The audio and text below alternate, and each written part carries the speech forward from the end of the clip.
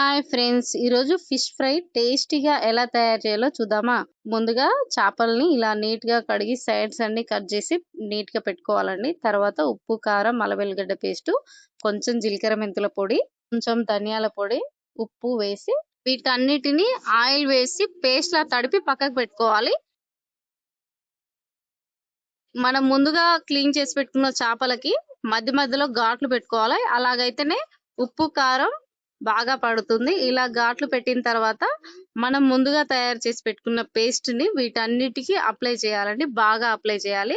ఘాట్ల మధ్యలో కూడా అప్లై చేసి పక్కకు పెట్టుకోవాలి. ఇప్పుడు ఒక ప్యాన్ తీసుకొని ఆయిల్ వేసుకోవాలండి. ఆయిల్ కొంచెమే వేస్తున్నానండి. మనకు డీప్ ఫ్రై అవసరం లేదు.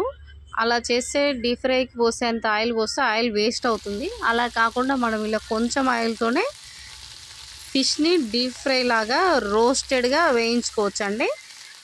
మంట స్పీడ్గా కాకుండా ఎప్పుడు మీడియం ఫ్లేమ్లోనే ఉండాలి. అలా అయితే చేప నీట్గా వేగుతుంది. ఇగో ఇలా వేగుతుందండి. చాలా మంచిగా వేగుతుంది, తినిగిపోకుండా వేగుతుంది.